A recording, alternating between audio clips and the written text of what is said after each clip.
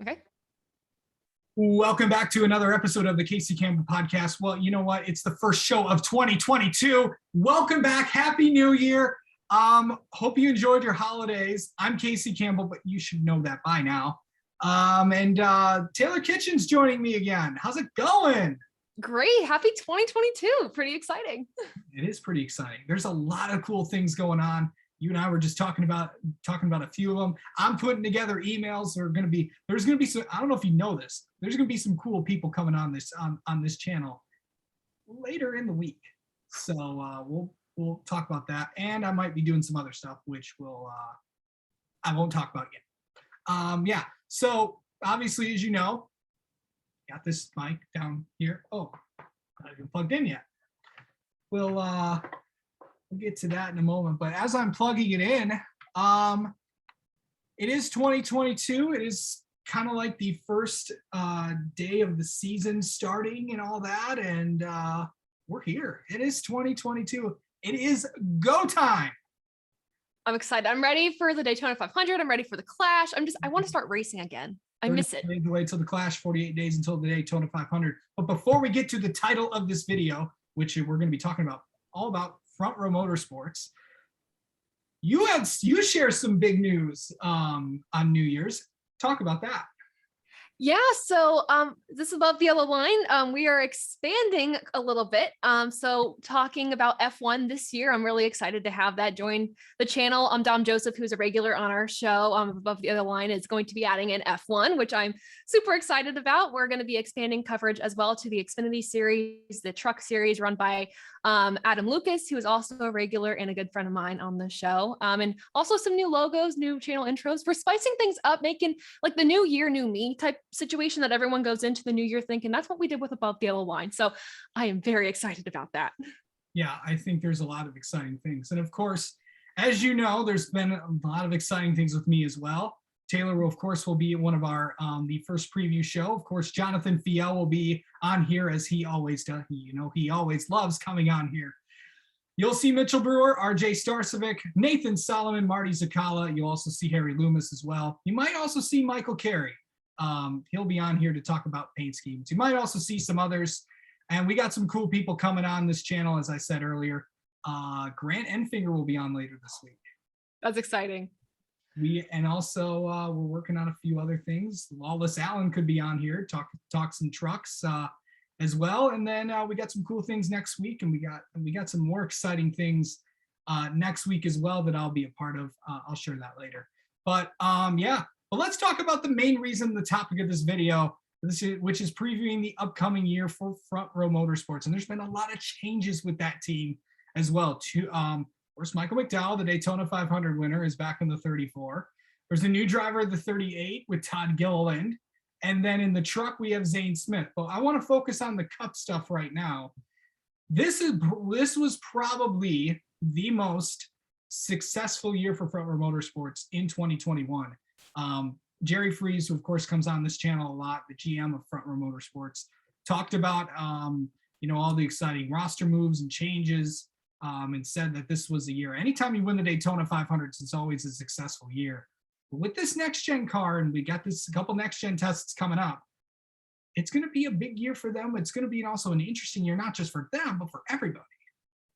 Right. I think the team change up. I mean, Todd Gilliland, he is jumping from the Truck Series to the Cup Series. That's a big move. And I have concerns about that, but I think there's also advantages with that I think are good to discuss. I mean, if you want a new driver in the Cup Series, this is the year to do it. Everyone's learning the new car. Everyone's learning the next gen car. And I think it's almost an advantage, maybe an advantage to not have the muscle memory of the old gen cars, going into it with kind of a fresh start, clean slate, not having to relearn things. So I think for that reason, Todd Gilliland might have an advantage jumping into a Cup car. Yeah, you know what?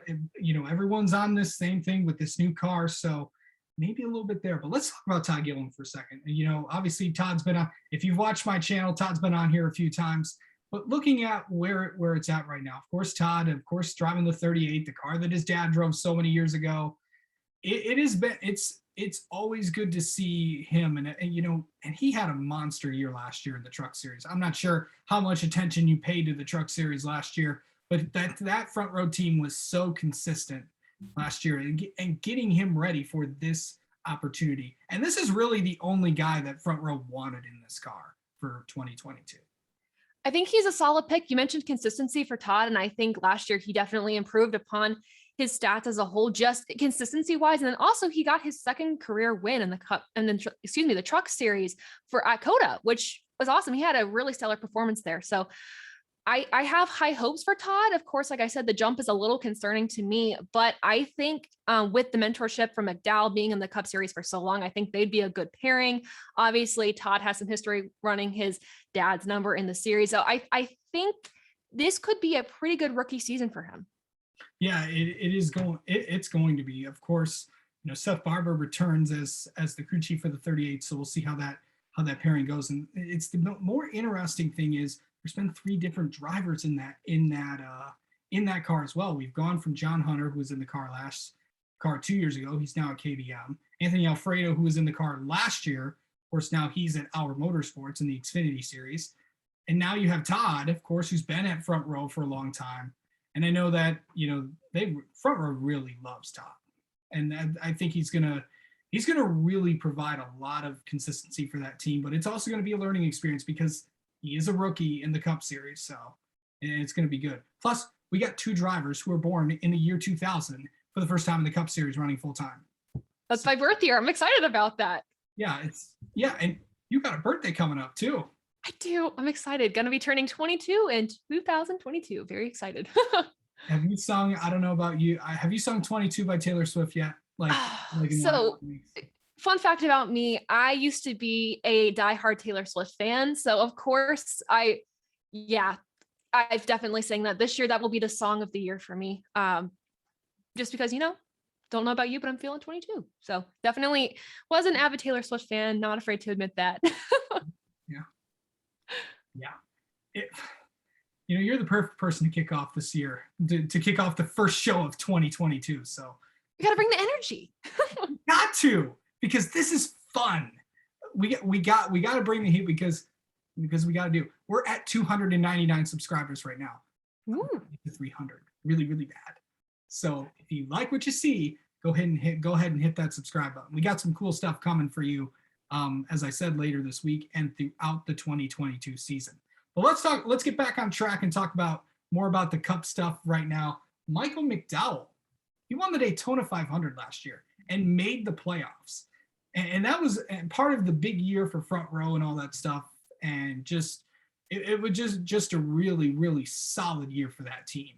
But the biggest change is, and one of the changes actually, which is unknown right now, is we don't know who his crew chief is. Remember a few weeks ago, it was announced that Drew Blickensturfer would leave that team for other opportunities. So no word yet on where he'll end up, and no word yet on who is going to be that the crew chief. I actually just checked in with a team spokesperson as we were recording this video. See, I'm that good. He told me that there is no word yet on if they have a crew chief or not. So, and here's my expectations for McDowell, at least. I mean, the concern that he's not going to be with the same crew chief that, they built on their strengths together, won a Daytona 500. And for me, not necessarily a hot take maybe, but it doesn't surprise me he won that. I mean, he had the best statistical average for that race in general. So it was a matter of time. But I mean, he has to improve this year. I think anything less than a round of 16 spot in the playoffs for me would be a little disappointing for him.